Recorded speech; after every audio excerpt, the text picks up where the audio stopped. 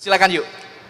Oke, terima kasih banyak sebelumnya kesempatannya. Tadi kita sudah mendengar perspektif Bung Rocky yang mengangkat bahwa semangat Sumpah Pemuda adalah semangat merawat kemajemukan. Mungkin kalau saya bisa tambahkan satu perspektif lain dalam melihat Sumpah Pemuda ini 97 tahun yang lalu adalah begitu luar biasa kemampuan muda, terutama Indonesia, untuk berimajinasi. Bayangkan, tahun itu Indonesia belum merdeka. Indonesia bahkan it has not taken shape yet. Kita semua terpecah belah daerah, suku, hidup dengan jalan masing-masing. Tetapi seperti yang tadi sudah dibicarakan, pemuda bisa membayangkan secara sangat jelas sebenarnya apa yang menjadikan landasan dan apa yang membuat suatu negara menjadi utuh dan menjadi Indonesia yang sekarang. Yang ingin saya sampaikan adalah never ever underestimate the power of our imagination and our idealism as youth. Karena semua perubahan yang pernah terjadi di dunia, yang pernah terjadi di Indonesia, semua dimulai dari keinginan dan kegelisahan anak muda untuk membuat perubahan, berangkat dari imajinasi yang akhirnya bergerak menjadi sebuah perubahan dan aksi yang nyata. Wow, powerful banget message-nya. Tepuk tangan buat Bung Boy Ayu Saraswati. Imajinasi keywordnya. Jadi pada saat itu dengan belum punya bayangan sebenarnya ini negara apa, kemudian masa depannya akan seperti apa. Tapi yang menarik dari Sumpah Pemuda ini banyak dimotori oleh anak-anak muda yang punya, kalau bahasa anak sekarang itu, privilege untuk bisa punya pendidikan yang di atas rata-rata yang lain. Dan yang paling penting Bung Mujab, ini bahkan 17 tahun sebelum Indonesia merdeka, para pemuda itu udah punya kesadaran untuk berisik soal zamannya. Betul, gitu. betul. Jadi walaupun mereka kebanyakan itu dapat politik etis ya dari Belanda, disekolahkan, tapi mereka punya imajinasi nih. Mungkin ngelihat di Belanda gitu ya, oh negara merdeka tuh kayak gini nih.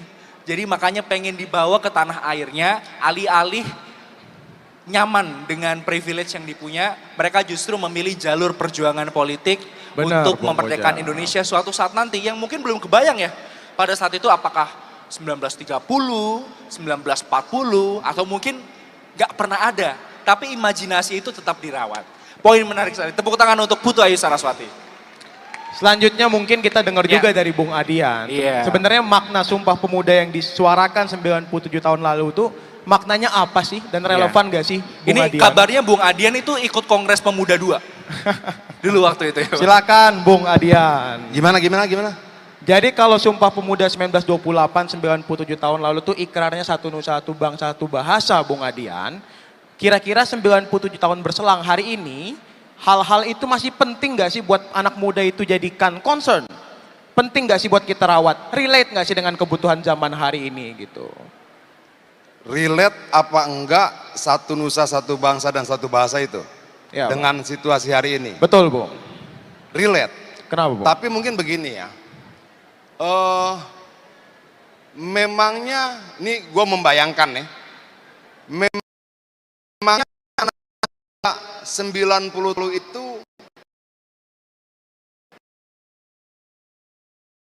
berhenti bahasa dan satu bahasa. Ketika nusa, satu bangsa dan satu bahasa itu sudah terjadi, selesai. Enggak dong. Nah, itu harus kita bicarakan malam ini. Agar satu nusa, satu bangsa dan satu bahasa itu betul-betul ada. Kenapa menyenangkan berbicara dengan anak muda? Karena kalau orang bilang, kalau ngobrol sama anak muda itu ngobrol tentang rencana. Ngobrol tentang arah. Kita mau kemana, mau ngapain, bagaimana, segala macam. Tapi kalau ngobrol dengan orang tua, kita cerita sejarah. Pengalaman kemarin nih begini. Masa lalu. Kemarin cerita begini. abang dulu dulu. zaman gua. Abang dulu gitu, tuh. ya. Gitu ya. Abang dulu. Menurut gua, hendaknya lah Sumpah Pemuda itu tidak berhenti di satu nusa, satu bangsa, dan satu bahasa. Ketika satu nusa, satu bangsa, satu bahasa itu sudah terjadi, apa berikutnya? Yuk kita buat rencananya. Terima kasih.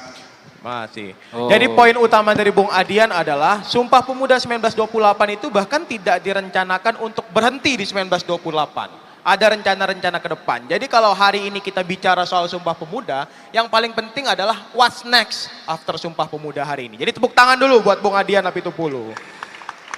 Dan menariknya betul ya, kalau kita bicara soal pemuda, barangkali pemuda nggak punya banyak pengalaman. Benar. Tapi yang namanya anak muda, dengan berbagai macam akses yang dipunya, apalagi sekarang zamannya digital, internet dan lain sebagainya, kita bisa membangun apa yang tadi disebut sebagai bung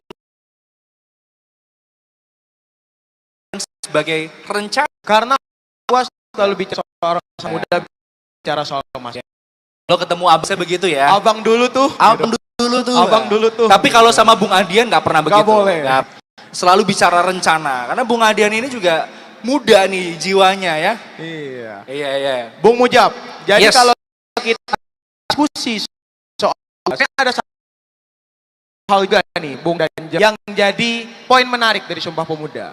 Sejak Sumpah Pemuda 1928 sampai hari ini, entah kenapa semua perubahan besar Republik itu selalu ada anak mudanya.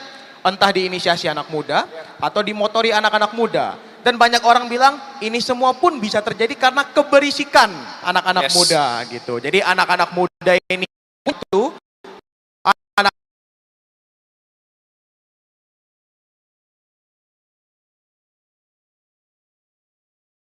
ini kita sebenarnya muda itu penting sih buat bangsa ini. Justru mungkin jadi ancaman. Iya. Nggak tahu ya. Gimana Bung? Anak muda ini perlu bisa atau bagaimana?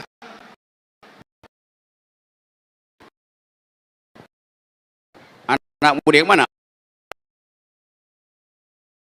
Anak muda di sini apa? Yang jelas di sini banyak anak muda. Kayaknya udah nggak di lagi deh. Kebon Sirih sekarang kantornya. Tugas anak muda hari ini adalah bertanding dengan artificial intelligence. Artinya otak mesti bagus. Yang di sini pasti itu. Anak muda yang ada di Solo, kerjaan dia adalah membagi-bagi skincare. Coba tanya pada artificial intelligence, apakah anak muda Solo itu memerlukan skincare? Artificial intelligence berdasarkan algoritma akan bertanya, dia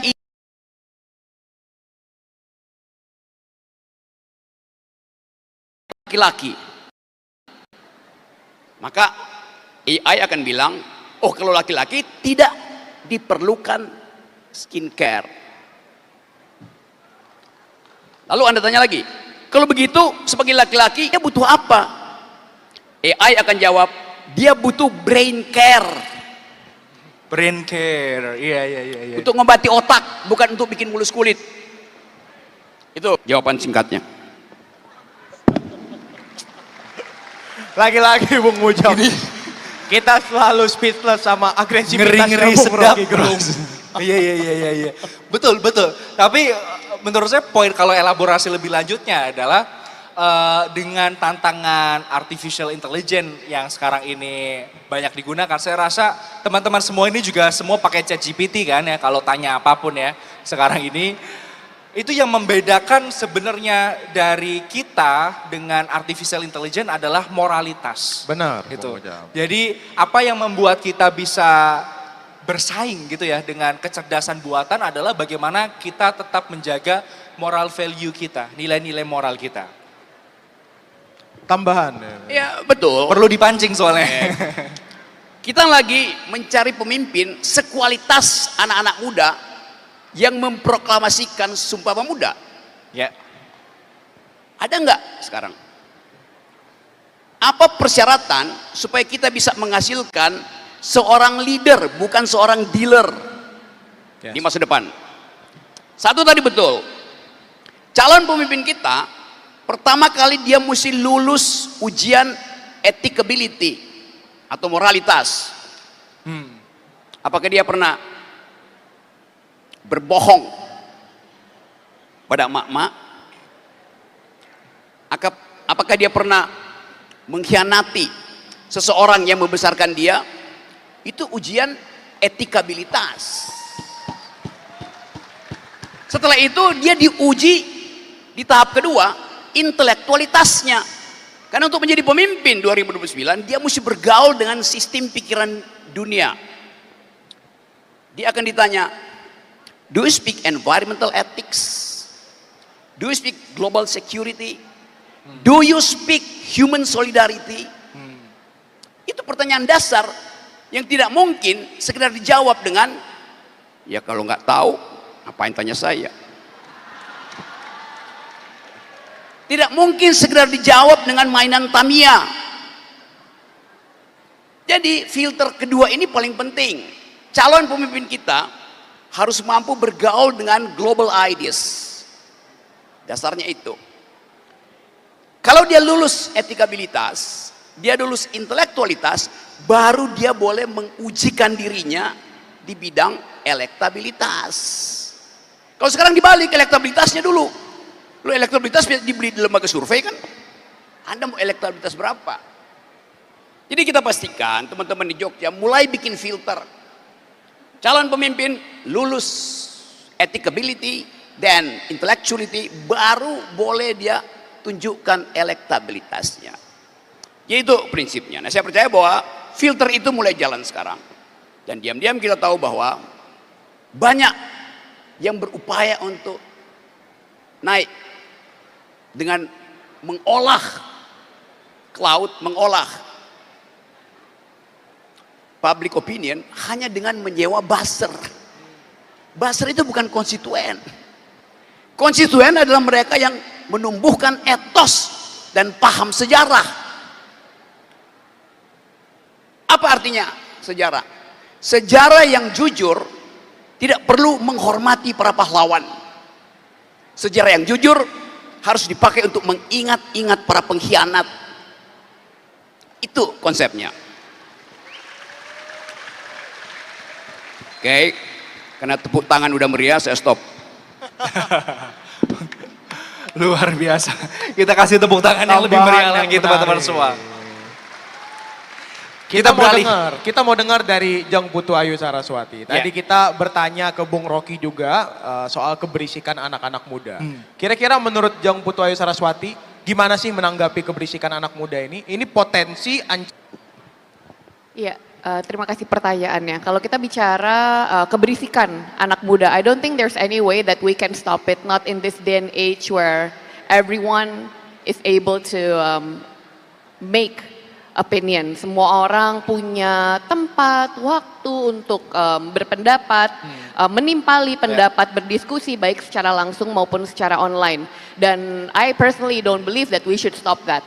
Tapi bagaimana cara kita menggunakan keberisikan anak muda itu sehingga bukan hanya sesuatu yang sifatnya menurut saya sering performatif.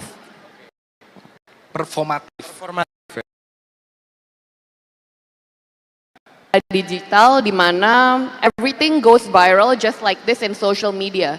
Mungkin dulu kita masih bisa mengerti, oh algoritma menginginkan ini, but now in an algorithm is so random, any opinion can go viral. Semua bisa jadi hype, semua bisa jadi tren, semua jadi FYP. Dan menurut aku it's a strength, but it's also a problem. Karena seperti mungkin teman-teman di sini sering banget ngelihat kasus-kasus yang viral di akun-akun media sosial, di TikTok, di other social media. Seberapa cepat sih kita sebagai masyarakat melupakan dan memaafkan? Kita sering dibilang udahlah masyarakat Indonesia warga plus 62 orangnya pemaaf dan pelupa gitu. Nah menurut aku kita harus menggunakan keberisikan ini yang tidak hanya berhenti di social media. Keberisikan, hype, virality in social media become something that can translate to concrete actions. Menjadi sebuah aksi yang nyata yang kemarin kita lihat dan kita rasakan bersama-sama. That is the power of keberisikan, dan menurut aku itu yang harus kita rawat bersama-sama. Membiasakan keberisikan untuk tidak hanya menjadi noise, tapi menjadi sebuah voice. yang memiliki makna dan makna itu akan turun menjadi sebuah gerakan yang nyata. Luar biasa, Luar tepuk biasa, tangan tepuk untuk tangan. Putu Ayu Saraswati. Saya sepakat, 100% sepakat. Ya, mungkin teman-teman semua dengan tragedi yang kelabu yang kita lalui gitu ya. Berapa dari teman-teman semua yang masih ingat nama Afan Kurniawan? Ya. Berapa dari teman-teman semua atau dari kita semua yang masih menagih janji pengusutan, pelindasan ojek online yang videonya viral di mana-mana? Dan tidak hanya Afan, di itu ada Iko, ada Sarinawati, dan Betul. banyak sekali korban-korban di tragedi kemarin dan sampai sekarang belum diusut, Bung Ujang. Ya, Gitu. dan janji reformasi Polri pun kita juga nggak tahu kira-kira perkembangannya seperti apa. Ini poin yang sangat kuat disampaikan oleh Putu Ayu Saraswati, bagaimana keberisikan kita terutama di sosial media dan di media digital tidak hanya menjadi noise tapi juga menjadi voice. Kita tidak boleh berhenti saat viral saja tapi benar-benar konsisten terkait dengan pencapaian tujuan tersebut. Ya, Betul. kalau mungkin zaman-zaman Sumpah Pemuda dulu nih, 1928, mungkin viral ya dulu. Ya. Wah, ada Kongres Pemuda 2. Tapi kalau hanya berhenti sampai pada viralitas saja atau noise saja, mungkin Indonesia juga nggak akan merdeka. Betul, dan tadi ada poin menarik juga dari Jeng Putu Ayu Saraswati bahwa sebenarnya keberisikan anak muda itu uncontrollable gitu. Yes. Jadi daripada kita trying our effort untuk kemudian stop, Ya. lebih baik kita memberdayakan itu jadi sesuatu yang betul-betul memberikan dampak sosial yang lebih Betul. luas Nah, gitu. nah, sekarang saya pengen dengar perspektif dari orang yang akunnya di mana-mana tapi bukan akun official. Karena beliau sih mengakunya tidak punya sosial media satupun. Bung Adian, kenapa anak muda ini harus tetap berisik? Anak muda harus tetap, kita beda posisi sama Rocky Gerung ya. Kita DPR, partai politik, dia lebih luas ngomongnya, nggak ada beban. Iya, iya. Kalau Emang kita ada beban bebannya apa Bung banyak, Adian? tapi begini, untuk menyiasati beban itu, cerita pengalaman ya. Boleh. Mengalihkan pembicaraan. Ya, bukan ngalihkan pembicaraan tentang berisik zaman gua. Iya. Oke, Bung. Umur apa sih yang paling menyenangkan? Usia berapa sih yang paling anak muda? Usia anak muda itu sepertinya ada kesepakatan bersama kita bisa memaklumi kalau dia salah. Jadi kalau misalnya kemudian anak muda salah, terus kita marahin, pasti ada yang ngomong tuh, udah masih muda, kira-kira begitu. Jadi itu usia yang sangat nyaman. Nah menurut gua manfaatkan usia ini. Kenapa? Ini usia dimana kita zaman gua dulu ya mau nyoba semuanya. Kita menjadi anak muda pemarah, kita menjadi anak muda yang tidak sabaran, kita anak muda yang menjadi pembangkang setiap hari, membangkang tentang apa saja. Apalagi kalau mahasiswa di sini. Apa problem terbesar gua ketika gua kuliah dulu? Gua kuliah di Fakultas Hukum. Setiap hari kita diajarkan tentang keadilan, tentang nilai-nilai baik, salah, benar dan sebagainya. Ketika buku kita tutup, kita keluar dari gedung kuliah, kita nggak nemukan itu di mana-mana. Betul? Kita nggak temukan itu. Dan itu membuat kita marah, kita nyari, kita mencari jawaban. Oke, dulu sudah ada Sumpah Pemuda, satu nusa, satu bangsa, satu bahasa. Lalu Indonesianya sudah jadi. Kenapa begini? Nah, zaman gue dulu kita nyari jawaban itu. Ada yang bilang yang salah si A, yang salah si B, yang salah si C. Kita coba si A, si C, segala macam, sampai kemudian kita sampai pada kesimpulan, oh nggak bisa. Rezimnya harus ditumbangkan. Lalu kemudian orang tanya, kalau salah bagaimana? Kalau benar bagaimana? Proses sudah mengajarkan kita tentang bagaimana rezim lama itu sangat manipulatif. Nah, apa yang dilakukan? Mencoba semuanya. Orang bilang, dulu kita dari Forum Kota ya, Forkot itu dulu salah satu organisasi mahasiswa yang dibilang garis paling keras lah. tidak ada aksi tanpa bentrokan, tidak ada aksi tanpa bakar-bakaran, kira-kira seperti itu. Nah, tapi ketika kemudian itu dilakukan, lalu negara kasih pilihan apa? Kita sudah diam belasan tahun, kita sudah diam puluhan tahun, dan negara juga tidak peduli terhadap bagaimana nasib kita. Boleh nggak sekarang anak-anak ini nanya, setelah mereka lulus mau kemana? Setelah mereka lulus mau jadi apa? Setelah mereka lulus mau digaji berapa? Pertanyaan itu kan ada di generasi kita juga. Tapi negara tidak mampu menjawab itu. Negara dari tahun ke tahun sibuk dengan aktivitasnya. Lalu ketika mereka bertanya, kalau kami lulus mau bagaimana? Kalau kami lulus mau kerja apa? Kalau kami lulus mau digaji berapa? Negara nggak bisa jawab itu. Negara yang dulu satu nusa, satu bangsa, satu bahasa, setelah 90 tahun tidak mampu menjawab pertanyaan sederhana anak-anak mudanya. Kalau lulus, kami jadi apa? Negara cuma menjadi pemungut pajak yang baik, tapi tidak mampu mengembalikan pajak itu untuk menjadi jaminan masa depan bagi anak mudanya. Nah, dalam situasi sekarang, kalau mereka nggak berisik, mereka bersalah. Kalau mereka nggak berisik, mereka bertanggung jawab terhadap masa depan mereka sendiri. Kalau mereka diam, mereka tidak bertanggung jawab terhadap masa depannya. Mereka tidak bertanggung jawab. Uang yang dikeluarkan berisik itu wajib buat anak muda. Dan poin pentingnya, keberisikan anak muda adalah tanggung jawab dia untuknya. Itu yang paling penting. Jadi sebenarnya kalau orang-orang banyak bilang bahwa lu masih muda, lu nggak boleh berisik, lu belum tahu apa-apa, lu nggak pantas nyuarain itu. Gimana tanggapan yang benar, Bung Adian? Justru bos. Kalau menurut gua, dalam banyak kesempatan tuh gua sudah bilang begini ya, sering bilang begini. Kalau ada ibu-ibu datang, lalu kemudian dia minta pengobatan gratis, dia tuh bukan pengemis. Itu lalu dia minta pendidikan gratis buat anaknya, dia bukan pengemis. Lalu dia minta rumahnya diperbaiki, dia bukan pengemis. Kenapa? Sadari setiap aktivitas ekonomi kita bayar pajak. Lalu pajak itu kita berikan pada negara. Kalau kemudian rakyat meminta dari negara, maka yang dia minta sebenarnya dalam bahasa sederhana, hei negara, balikin apa yang sudah gue bayarkan sama lu dalam bentuk pajak. Kalau kemudian anak-anak muda ini bilang, saya mau memastikan pekerjaan buat saya setelah lulus. Bisa nggak? Boleh nggak?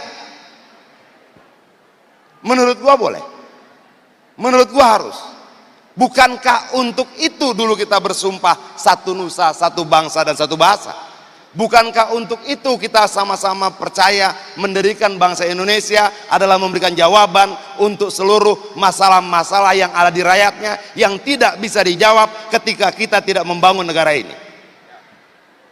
Bukankah untuk itu tujuan kita bernegara? Setelah sekian lama negara tidak mampu menjawab persoalan-persoalan sepele itu. Di sisi yang lain misalnya, di sisi yang lain ada 28.000 kontainer tekstil masuk dari Cina, impor ilegal, dan kalau kita konversi itu menjadi kemeja, saat ini masuk 2,5 miliar kemeja ilegal ke Indonesia, semuanya baru. Itu merampas hak mereka, itu merampas peluang mereka, itu merampas masa depan mereka, itu menghilangkan cita-cita mereka. Saat begini, boleh nggak mereka berisik? Kalau nggak berisik, salah. Jadi Bung Melki, keberisikan itu bukan cuma tanggung jawab, bukan cuma kewajiban, tapi keharusan. Kewajiban, keharusan. Karena kita yang muda-muda ini logikanya kan mungkin ya usianya akan jauh lebih panjang, akan menikmati lebih banyak waktu di Republik ini. Dan kita belajar dari Sumpah Pemuda bahwa yang namanya kemerdekaan, yang namanya persatuan itu bukan sesuatu yang datang begitu saja. Betul. Atau bahasa kerennya bukan sesuatu yang taken for granted, tapi sesuatu yang diperjuangkan. Jadi kalau pengen ke depan, masa depan pekerjaannya enak, kemudian layanan kesehatannya itu memadai, kita punya transportasi publik yang nyaman, kita punya ekonomi yang jauh lebih baik, dan lain sebagainya, maka harus berisik. Benar sekali. Itu poin Bung penting Ujang. dari Bung Adian. Dan poin yang paling penting lainnya adalah sebenarnya kenapa harus berisik? Karena yang punya masa depan ya kita. Yes. Gitu. Jadi kalau ada orang yang udah berumur malah ngomong, ya lu nggak pantas ngomong masa depan, lu belum tahu apa-apa. Justru yang paling pantas ngomong masa depan adalah anak muda, karena yang punya masa depan ya anak-anak muda. Dan kalau kita coba ingat lagi sejarahnya Bung Mujab, di 1928 itu sebenarnya intisari dari Sumpah Pemuda itu kata persatuan. Gitu. Dan kalau kita coba ulas sejarah, 1928 itu Bung Karno itu nggak ikut Sumpah Pemuda, gitu. Dan alasan Bung Karno tidak ikut Sumpah Pemuda, dia merasa umurnya sudah terlalu tua. Pada umurnya baru 27 tahun, gitu. Di saat yang sama lagi ada yang menggugat undang-undang kepemudaan. Jadi Katanya sebenarnya 30 tahun itu terlalu tua ya. Bahkan muda. Bahkan Bung Karno tidak ikut Sumpah Pemuda 1928 karena dia merasa umurnya 27 tahun itu sudah terlalu tua. Tapi kader-kader PNI yang dibentuk setahun sampai 2 tahun sebelum 1928, beberapa ikut Sumpah Pemuda. Dan intisari dari pemikirannya ya kurang lebih soal persatuan. Yeah. Karena pada masa itu, persatuan dianggap sebagai gerbang solusi utama untuk menghindarkan ancaman utama yakni penjajahan. Gitu. Nah, kalau kita coba ulas untuk hari ini Bung Mujab, sebenarnya persatuan ini masih menjadi kata sakral yang harus kita laksanakan terus-menerus nggak sih? Anak muda itu masih harus concern nggak sih dengan minimnya rasa persatuan mungkin gitu. Kita mau dengar perspektif dari Bung dan Sebelum itu ya, saya pernah baca riset dari McKinsey yang bilang bahwa salah satu karakter dari generasi Z, yaitu generasi teman-teman semua, itu tidak mau terkotakkan dalam satu identitas yang sama. Oke. Jadi bagaimana kita bisa mengkontekstualisasikan nilai persatuan itu dalam konteks generasi sekarang. Benar Mungkin sekali. kita pengen dapat pandangan dari generasi yang lebih senior, Bung Rocky. Gimana kita bisa mengkontekstualisasikan bahasa persatuan itu dalam konteks generasi Z yang dia kemarin aja kan yang 17/8 itu banyak yang merasa, oh saya tidak terwakili A, B, C dan lain sebagainya. Iya. Silakan Bung Rocky. Ide itu tidak perlu disatukan. Karena itu nggak ada ide, yang ada ideas. Ide selalu dalam kondisi plural. Supaya dia bisa dipercakapkan, supaya dia bisa diperdebatkan. Kan itu dasarnya kenapa kita pakai sila persatuan. Kenapa harus bersatu? Karena berbeda. Jadi karena ada perbedaan diperlukan persatuan. Jangan dibalik, demi persatuan tidak boleh ada perbedaan. Konyol itu. Ya kita mulai lihat sekarang hari-hari ini. Negara mulai mengancam kita dengan ide persatuan karena kegelisahan ekonomi, karena ketakutan pada oposisi itu. Kan itu dasarnya tuh. Jadi kita bayangkan aja ketika umur 25 Bung Karno datang di depan sidang Indonesia Menggugat mengucapkan pikiran dia sendiri tentang apa itu imperialisme, apa itu kapitalisme. Jadi tren itu dituntut oleh logika, logos, dan logika Bung Karno itu sangat tajam. Kita nggak perlu cari artificial intelligence untuk ikut pola berpikir Bung Karno. Coba saya contoh ya. Satu waktu di hari TNI pada waktu mungkin tahun-tahun 62 63 di Monas berhadapan dengan rakyat yang meluber karena ingin dengar retorika dan logika Bung Karno dalam pidato. Di belakangnya berjajar kepala-kepala staf angkatan darat, angkatan udara, angkatan laut. Ini kepala stafnya. Bung Karno bilang begini, kalian para jenderal, semua angkatan, kalian adalah peralatannya negara. Alat negara. Kalian adalah alat negara. Negara itu alatnya rakyat. Jadi kalian itu adalah alatnya alat. Anda bayangkan logikanya tuh. Silogismenya runtut. Jadi kita belajar logika hanya dengan baca di bawah bendera revolusi. Anda dapat banyak logika di situ. Anda juga dapat retorika di situ. Retorika itu yang dipamerkan oleh Bung Karno ketika sidang Indonesia Menggugat. Dia ucapkan di luar kepala hubungan antara imperialisme dan kapitalisme. Hubungan antara kemiskinan rakyat dan penjajahan tuh. Jadi kita dapat sekaligus retoriknya kita dapat, logikanya kita dapat. Tapi Bung Karno tidak berhenti di situ. Logikanya bisa bagus, tapi tanpa etos logika itu lumpuh. Apa yang membuat logika itu bergerak? Etos namanya. Dan sekarang kita kehilangan dua hal itu. Logos dan etos nol di negeri ini. Nggak ada orang yang mau berdebat berbasis pada argumentasi. Yang adalah berbasis pada sentimen. Itu kerjaan Buster begitu. Anda mau berdebat dengan siapa hari-hari ini coba? Kosong. Anda mau dengar retorika siapa hari-hari ini? Talk show. Gak ada gunanya ikutin talk show kecuali hari ini. Jadi teman-teman, kita pastikan bahwa anak muda itu harus menghidupkan dua fasilitas yang disediakan oleh sejarah kita. Satu adalah logos, cara berpikir. Pemimpin kita yang mendirikan negeri ini, founding parents kita, jangan bilang founding fathers, karena di situ ada 5 perempuan.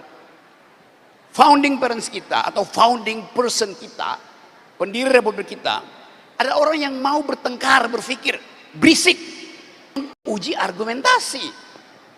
Kalau sekarang nggak ada ujian itu, Anda dibully, Anda salah ngomong, Anda dibully.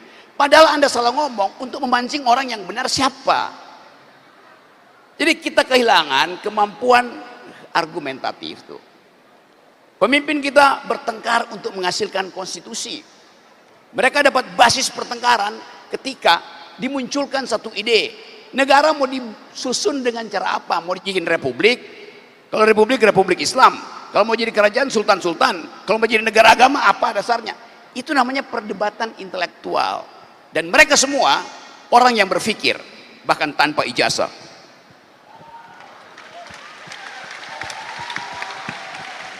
Iya. Boleh. Bisa Silakan Bung Adian. Tadi Bung Rocky mengutip Bung Karno, dia bilang, hei kalian itu alat negara, alatnya rakyat. Itulah kira-kira bagaimana the founding fathers kita menempatkan lembaga-lembaga negara. Dan itu dikuatkan oleh pernyataan Hatta. Dia bilang, hendaklah pemerintah tidak menjadi penguasa bagi rakyatnya, tetapi menjadi pengurus bagi rakyatnya.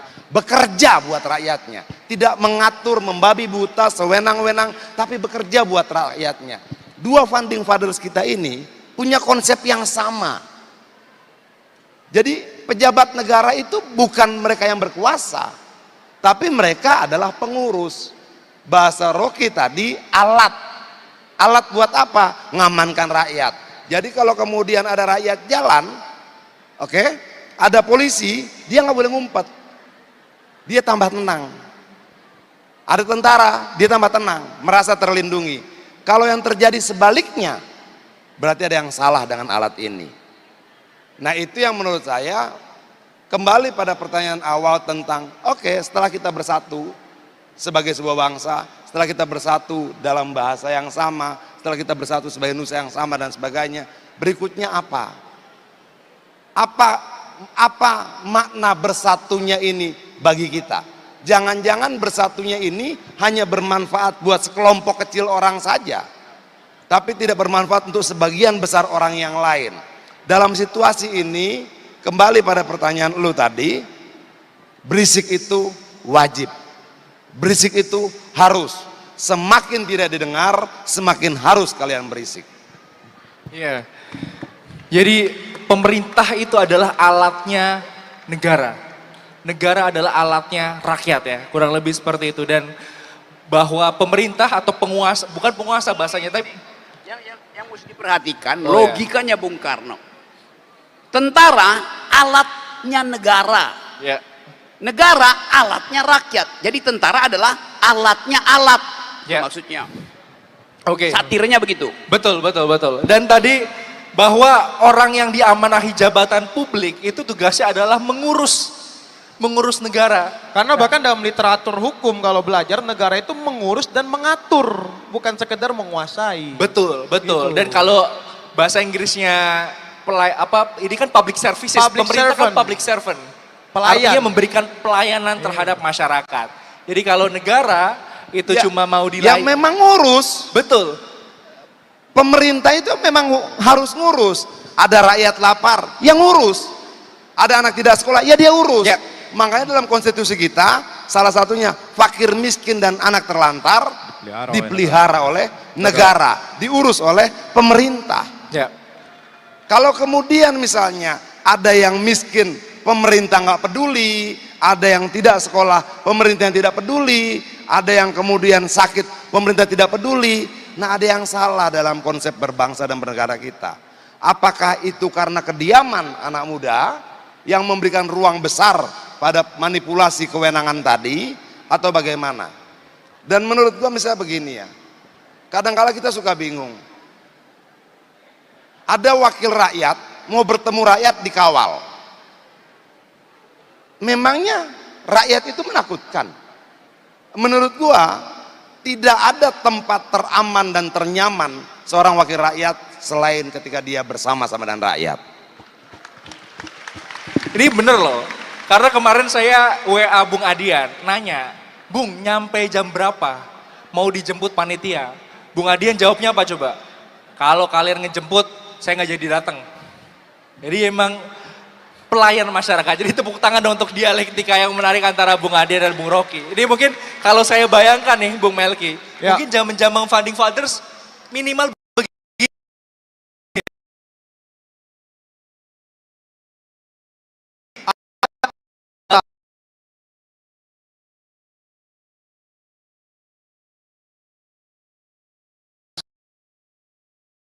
ada kalau ya. untung Ralat. Founding parents. Iya, founding parents, betul sekali, betul. Oke, Ayu, kembali ke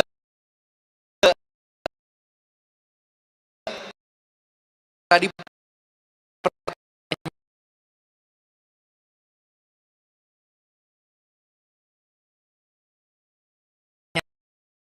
dari gimana kita mengkonteks perkonsensi. Ada cara-cara dalam melihat suatu masalah seperti tadi Bu Rocky pada bahwa justru difference how we see an issue itu penting karena persatuan hanya akan ada apabila ada perbedaan. Nah, sekarang ada missing link. Mungkin saya bisa bantu mengisi sedikit bagaimana cara menyatukan yang tadinya berbeda, baik kita di sini sebagai rakyat satu sama lain memiliki perbedaan suku, bahasa, agama, maupun bagaimana rakyat dengan pemerintah melihat satu isu tetapi in a very different perspective. Menurut saya kata kuncinya adalah satu, yaitu empati.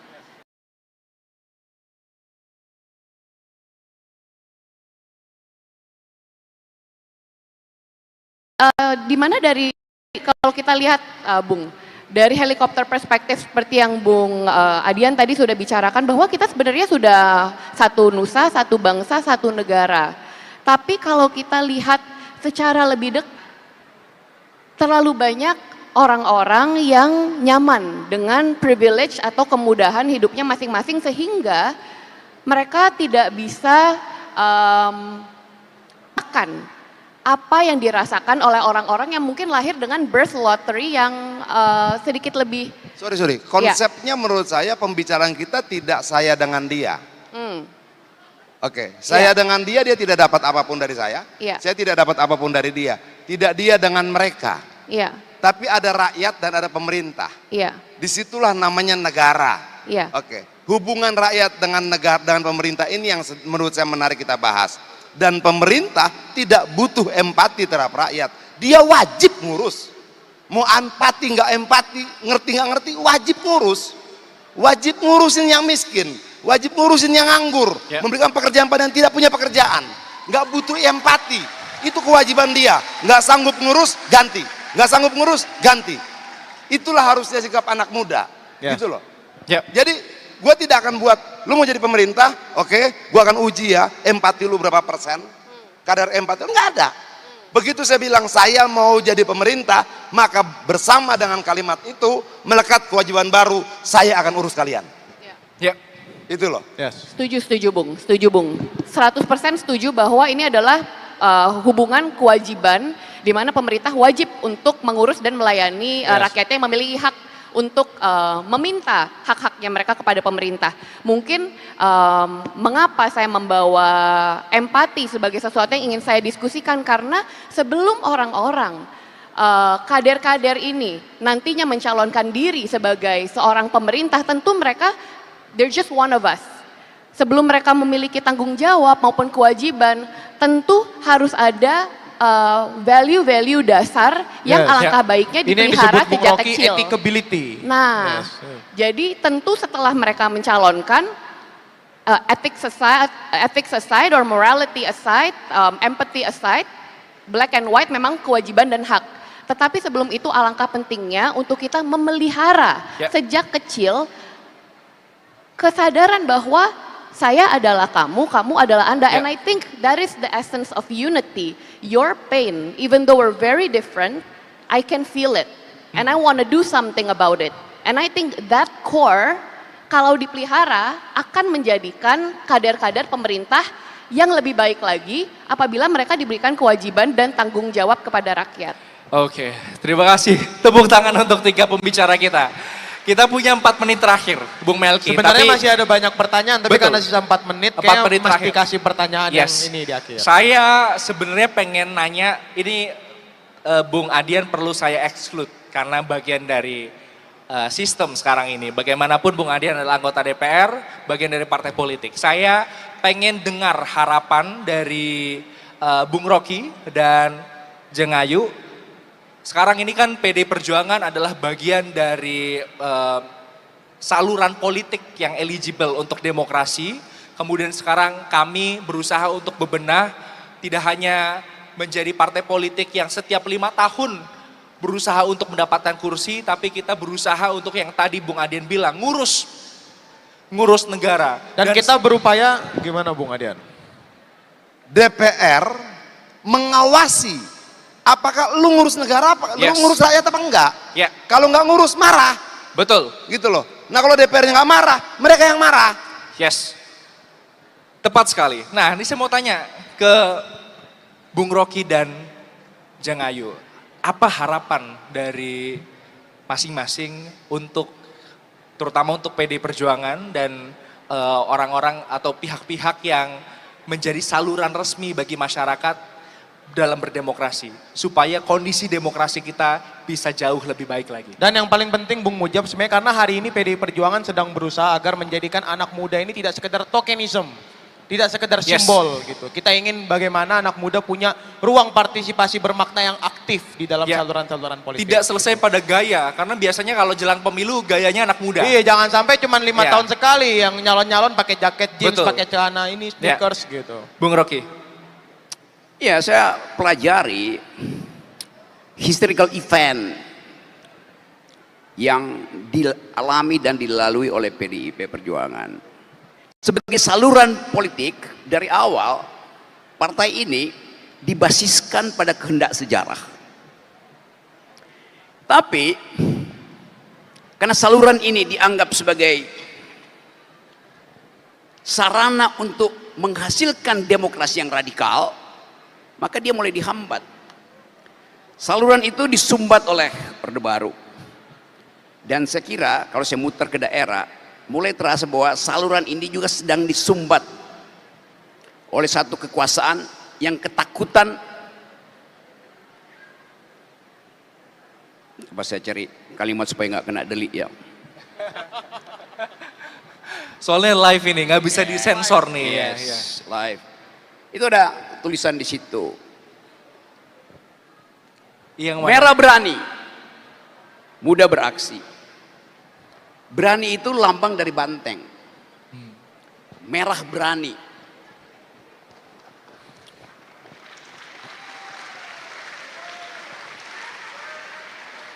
Ada merah pucat. Karena takut kebohongan dia sedang dibongkar oleh KPK. Merah pucat namanya. Itu bedanya antara merah banteng dan gajah merah.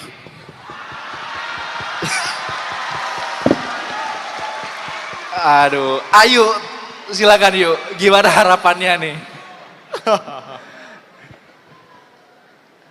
Banyak ya kalau kita bicara harapan sebagai anak muda, saya yakin mungkin saya nggak bisa menyuarakan apa yang teman-teman ingin suarakan satu persatu di sini, tapi mungkin yang bisa dan ingin saya highlight adalah, dan saya apresiasi tadi sudah ditayangkan video di mana dalam perayaan Sumpah Pemuda kita anak-anak muda diberikan panggung untuk menyuarakan isu-isu yang extremely diverse. From one end to the other, ada yang tadi saya dengar bicara mengenai bahkan sampah elektronik, ada yang bicara mengenai inclusivity about women in politics. Menurut saya teruslah berikan panggung dan channel yang tidak disumbat untuk anak-anak muda menyuarakan concern yang memang dekat dengan hati mereka. Kadang-kadang kita saat kita mau bicara mengenai isu, sometimes we ask ourselves, is this relevant enough? Apakah isu ini cukup relatable? Apakah saat saya bicara mengenai isu ini nanti engagementnya tinggi? But I think we need to twist that mindset, di mana kita harus mengempower dan memberikan kesempatan dan platform bagi pemuda untuk bersuara mengenai hal yang walaupun kesannya kecil, tetapi ternyata merupakan sebuah pain point atau penderitaan yang dirasakan oleh masyarakat. And that's where empathy plays a part. Even though our pain is different, untuk tujuan kita sebagai negara yang setara, yang masyarakatnya sejahtera dan dipelihara oleh pemerintah, we have to give each voice and each pain a platform to ask for help. Dan mungkin melalui PDI bisa memberikan bantuan langsung kepada masyarakat yang membutuhkannya. Oke, luar biasa nih. Bu Esti sepertinya mencatat dengan seksama nih ya, bagaimana nanti PDI Perjuangan akan terus-menerus memberikan ruang untuk bagi anak muda bisa menyuarakan aspirasinya. Teman-teman semua, kita kasih tepuk tangan paling meriah untuk 3 narasumber kita. Ini mungkin salah setting, Bos. Kenapa, Bung? Ini jadi kayak diskusi warung kopi, makanya perdebatannya itu begitu panas. Dan justru itu yang diperlukan Betul. hari ini. Gitu. Ya. Tapi ya. kayaknya nggak lengkap, Bung Mujab, kalau cuma talk show tapi nggak memberikan ruang buat teman-teman yang udah hadir di sini untuk nanya ke 3 narasumber yang hadir hari ini. Bung Melki yang tentukan. Oke, kita akan kasih kesempatan untuk 3 penanya. Nah, karena yang angkat tangan udah 15.800, nah jadi kita harus adil, boleh teman-teman. ke peserta, silakan. Harus adil. Kita sama-sama turunin tangan dulu, teman-teman. Tangan. Oke. Dalam hitungan ketiga, kita juga sambil melihat yang di atas, teman-teman, kita akan pilih. Angkat tangannya ya, teman-teman. 1, 2, baru 2. Udah semangat banget. 1, 2, 3. Kayaknya yang di atas, Bung Mujab. 1. Ya, di atas nih. Sebelah sana. Kemudian kita udah gini-gini kayak nyari lapangan kerja, Bung Mujab. Ini gimana? Ini heboh sekali nih. Oke, ini yang perempuan silakan. Biar udah sini, yang di sini belum, Bung Mujab. Atas dong. Silakan. Ya. Oke, tolong runner nanti kalau ada waktu lagi ya. Oke, silakan dikasih. Yang mana terlebih dahulu? Yang di ngomong sudut kiri atas. Atas? Ya. Oke, silakan. Sudah ada mic-nya? Langsung saja perkenalkan siapa namanya, kemudian dari institusi atau masih kuliah atau apapun itu, dan pertanyaannya apa secara singkat. Oke. Silakan. Ya, langsung saja perkenalkan, nama saya Pungki Anggayuda. Biasa dipanggil Pungki. Saya dari Gunung Kidul. Warganya nih, warga Bu Gunung Endang. Kidul mana nih? Silakan Bung Pungki. Nah Bung, kemarin kan saya scroll.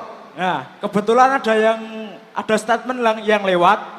Bunyinya itu tentang anak muda zaman sekarang yang dianggap kurang berpengalaman dan tidak berilmu, sehingga tidak layak untuk bicara banyak terkait dengan isu-isu publik.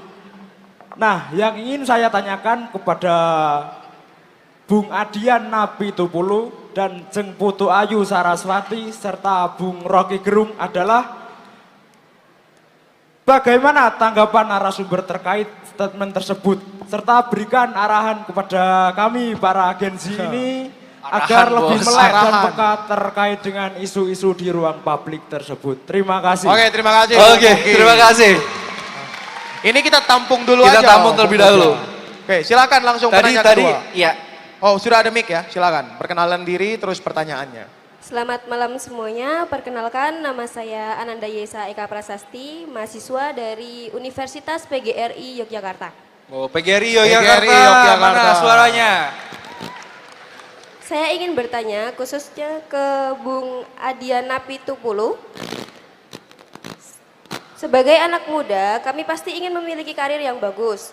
Dari talk show yang disampaikan tadi, saya terinspirasi untuk menjadi anggota DPR RI. Tepuk tangan, teman-teman.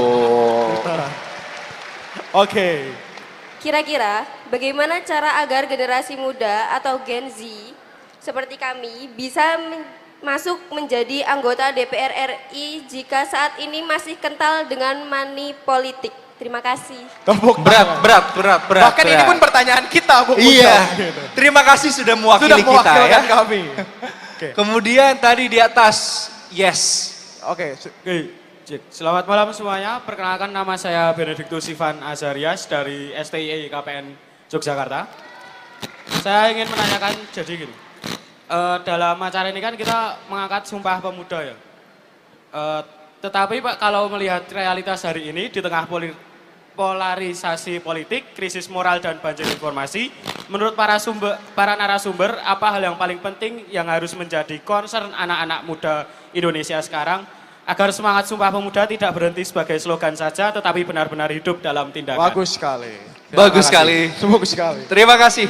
Ini keren-keren ya pertanyaannya ya. Keren. Tepuk tangan dong Tepuk untuk tangan buat teman-teman di semua. Yogyakarta.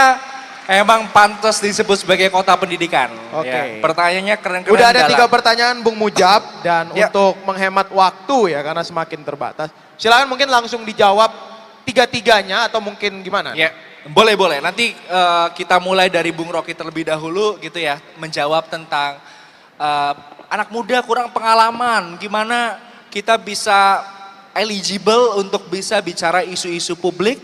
Kemudian tadi saya menarik sekali pertanyaan tentang bagaimana Sumpah Pemuda ini bisa menjawab polarisasi, kemudian dan permasalahan-permasalahan horizontal yang Dan terjadi biar sekarang. Sumpah Pemuda nggak sekedar jadi slogan katanya Yes. gitu. Bung Rocky, silakan. Emang kalau nggak punya pengalaman, nggak ada masalah. Yang penting punya otak.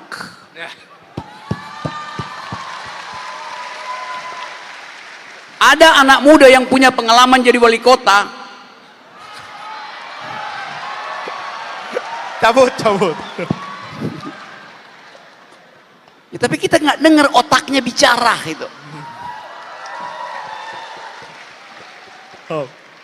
Pengalaman itu datang karena Anda mencemplungkan dirimu di dalam kenyataan politik. Masuk Gorong-gorong. di dalam Oh. kehidupan politik, jangan masuk gorong-gorong. Ya.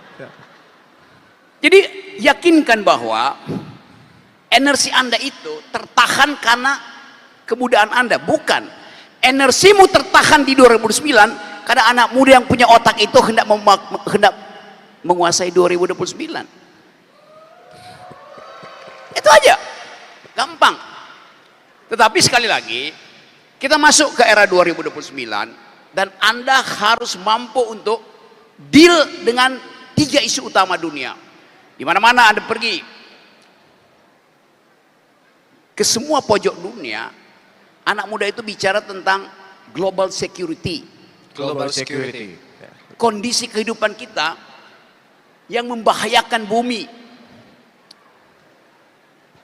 Coba kita hitung, mampu nggak perdamaian yang diajukan sebagai salah satu tesis dari Undang-Undang Dasar, Indonesia harus ikut di dalam upaya perdamaian dunia. Perintah konstitusi begitu. Apa konsekuensinya? Ya kita nyumbang pada dana perdamaian. Kemana? Ya ke PBB. Kan PBB didesain untuk memelihara perdamaian dunia pasca Perang Dunia Kedua. Sekarang kita hitung dana PBB ada berapa sekarang untuk memelihara perdamaian dunia? Mungkin 8 miliar US dollar. Oke, bisa nggak 8 miliar itu kita seandainya dana militer sedunia itu 0. Tetapi sebaliknya kalau kita pelajari statistik, dana perdamaian PBB itu cuma 8 miliar US dollar. Dana militer sedunia hari ini 1000 kali lipat dari dana perdamaian. Maka secara logis pasti terjadi perang. Si vis pacem problem. Siapa yang ingin damai, siaplah untuk perang. Indonesia ada juga dalam dilema itu. Mau ngapain kita? Kita menginginkan ada perdamaian. Tapi anggaran militer kita naik terus. Kita naikin anggaran militer, Malaysia pasti ketakutan. Naikin anggaran militer, Malaysia takut, Thailand ikut. Jadi ada persaingan anggaran kekerasan di Asia Tenggara. Padahal Asia Tenggara adalah masa depan planet, karena di situ ada energi, ada sumber daya manusia, ada potensi untuk menghidupkan kemanusiaan yang adil beradab. Nah, negeri ini harus diasuh oleh mereka yang paham tentang global security. Bung Karno paham nggak? Paham Bung Karno. Bung Karno bilang begini, hutan itu bukan sekedar pohon tempat berlindung, tempat oksigen. Hutan kita adalah paru-paru dunia sekaligus apotik dunia. Tetapi bagi Bung Karno, kalau hutan itu ditebang, bukan sekedar paru-parunya hilang, bukan sekedar obat-obatannya hilang, pertahanan semesta kita juga hilang. Kenapa? Hutan itu tempat gerilya. Jadi bayangin, Bung Karno sudah memikirkan fungsi hutan itu bahkan disebut pertama sebagai fungsi pertahanan. Itu dasarnya. Jadi kalau kita merawat hutan, itu kita merawat apotik dunia dan merawat perdamaian dunia. Logikanya di situ. Jadi Anda mesti paham global security, sekaligus tadi etika lingkungan, dan paham human solidarity itu. Kita berupaya untuk memaksimalkan Pancasila itu, kita ekspor sebagai nilai, tapi di dalamnya ada ketunggalan berpikir, yaitu umat manusia sekarang diasuh oleh satu prinsip, hanya satu bumi, only one earth, earth ethics itu yang diperlukan. Jadi belajarlah tentang lingkungan supaya Anda punya peralatan untuk bertengkar dengan mereka yang sekedar mengandalkan elektabilitas tapi tanpa intelektualitas di 2009. Terima kasih. Silakan, Jeng Butuayu. Jeng Butuayu. Mau menjawab pertanyaan yang mana atau dirangkum saja mungkin? Boleh, coba dirangkum ya. Oke, silakan. Silakan. Tadi ada pertanyaan yang sering sekali juga kebetulan sepertinya saya masih pemuda, sering dapat feedback whenever I choose to speak up about certain issues. Loh, emang pengalamannya apa? Loh, emang umur segini tahu apa?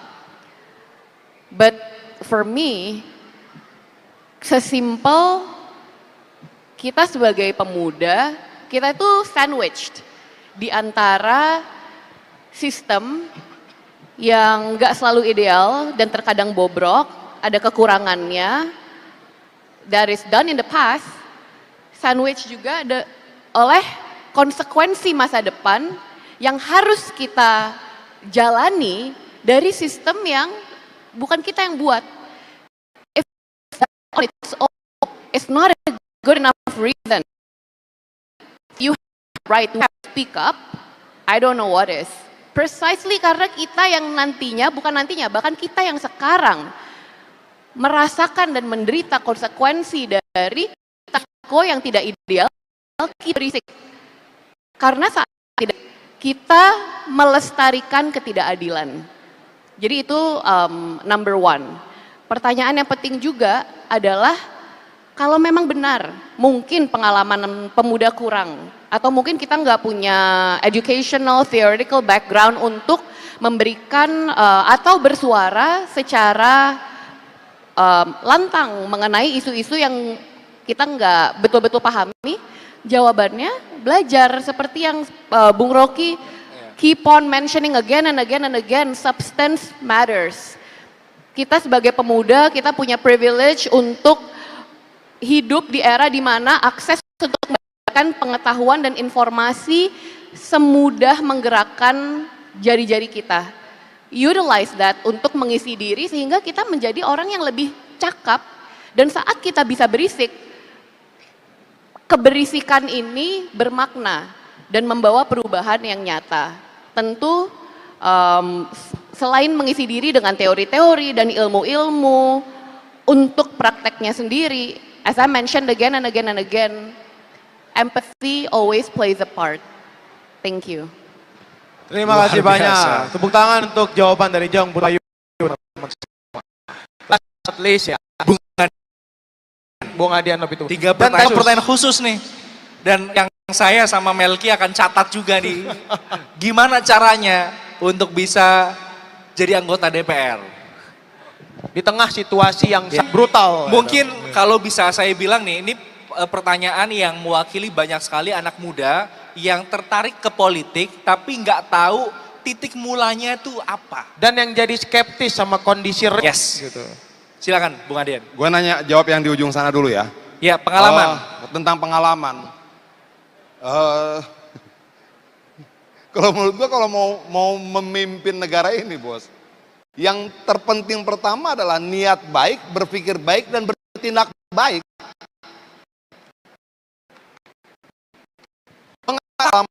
Pengalaman dan pemikiran yang baik dan siap bertindak baik dibandingkan yang berpengalaman tapi nyolong terus.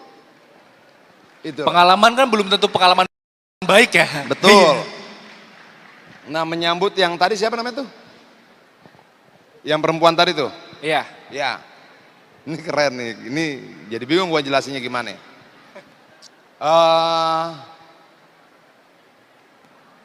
Lu pernah nggak naik kelas gak?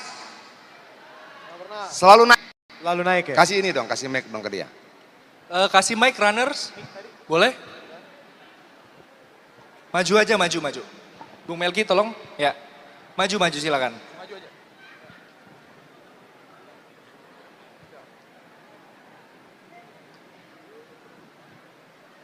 Ya, gua tanya ya. Pernah nggak naik kelas? Selalu naik kelas? Selalu naik kelas.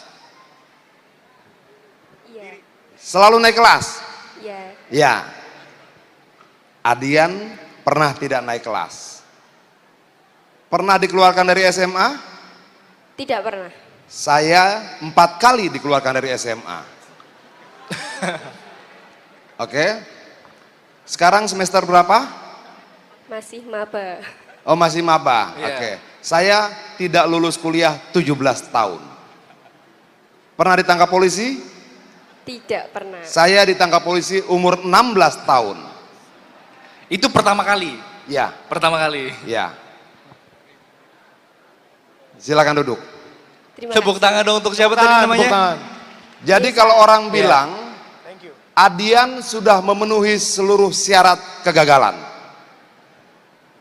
Pernah tidak naik kelas, 4 kali diberhentikan dari SMA, jadi SMA saya ada 5, kuliah saya tidak lulus 17 tahun, 16 tahun sudah pernah masuk penjara. Seluruh syarat orang gagal sudah saya miliki. Problemnya kemudian adalah nggak ada satupun yang bisa menjadi hakim buat masa depan saya. Hakim buat masa depan teman-teman. Suatu ketika dipanggil karena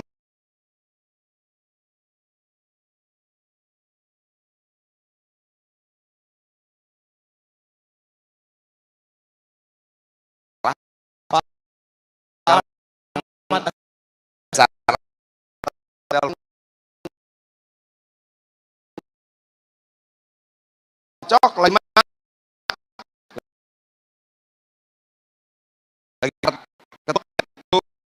bilang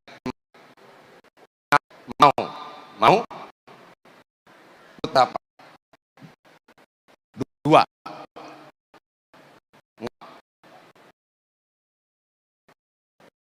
Gua mau nomor 1. Nggak bisa karena macam di kabupaten. Kalau gua mau nyalek, pertama potong rambut, kedua ganti, ketiga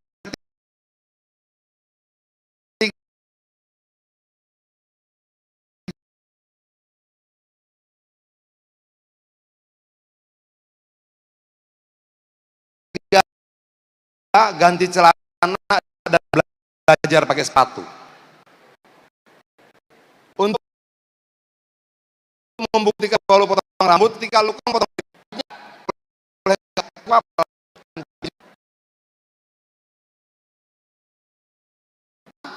karena dulu pakai pipitan terus kemana-mana. Kalau gue nyalek, ketika gue nyalek, gue itu, ampun, berat banget.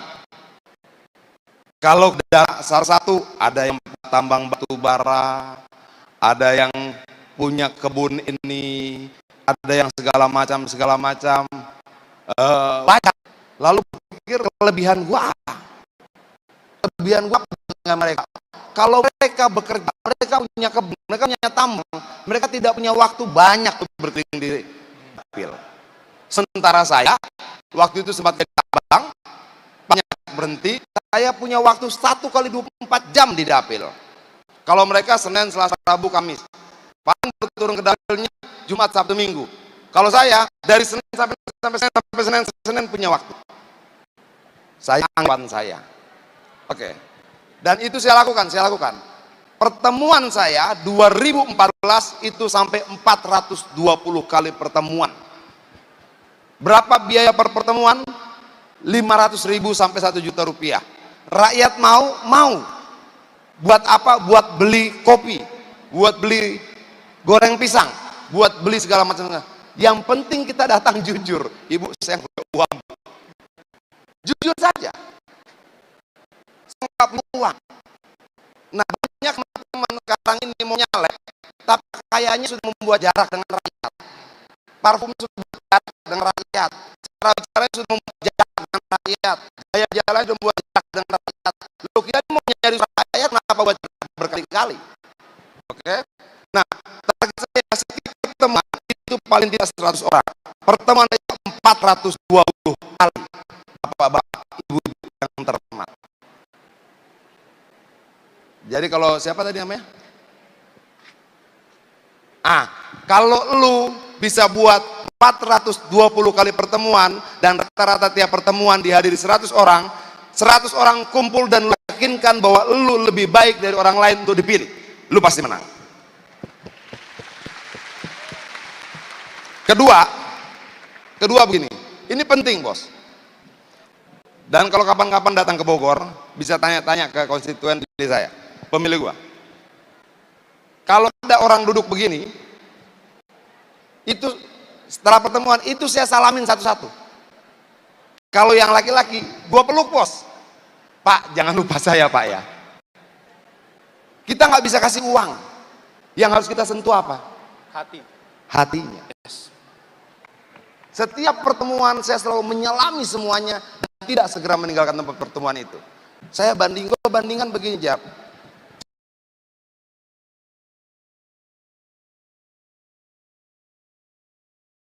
1,5 jam menyalami dan ngomong satu persatu. Sanggup nggak nyalamin 42.000 orang? Karena saya pertemuan 420 kali, tiap pertemuan 100 orang. Bersalaman dan 42.000 orang selama berbulan-bulan. Sanggup? Nah, yang jadi penyakit adalah mau menang tapi tak mau berkorban. Itu problem kita. Lalu kita jadikan rakyat komoditi. Kita jadikan rakyat jadi benda. Kita perjualbelikan. Dan percaya tidak percaya, saya saat ini sudah periode ketiga. Dan saya tidak pernah menggunakan 1 lembar amplop pun dibagikan pada rakyat.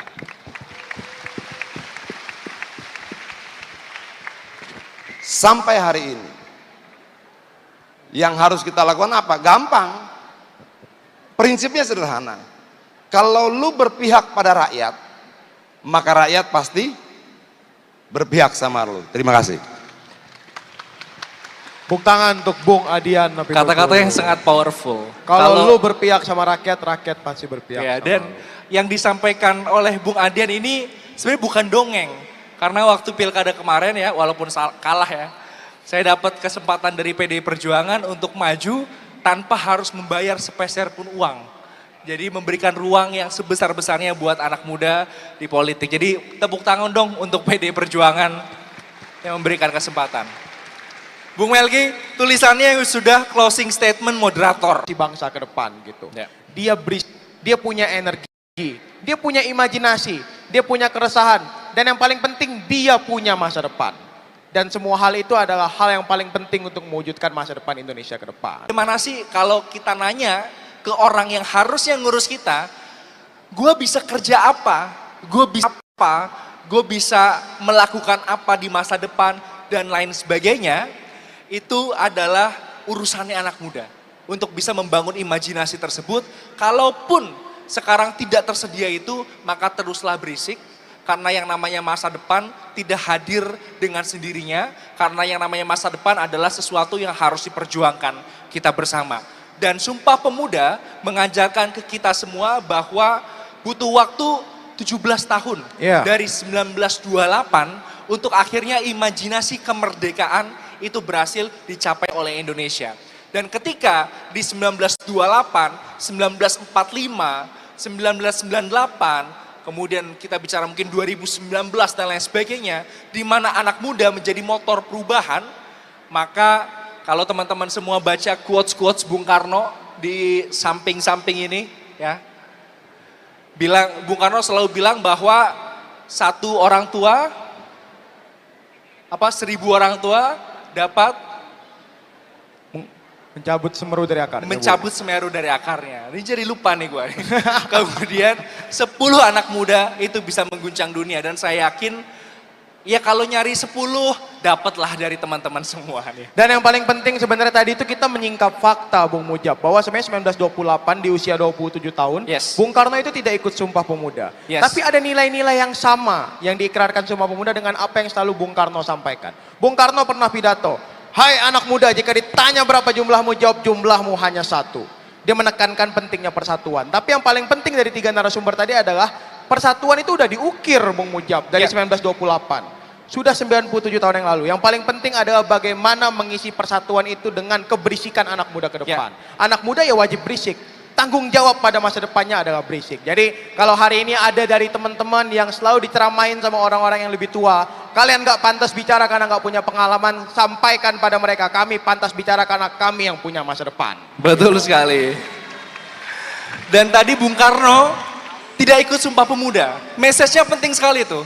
Bagaimana generasi sebelumnya memberikan ruang bagi generasi muda untuk menuangkan imajinasinya, untuk berekspresi, untuk berkreasi, dan untuk berisik dan mengklaim masa depan mereka.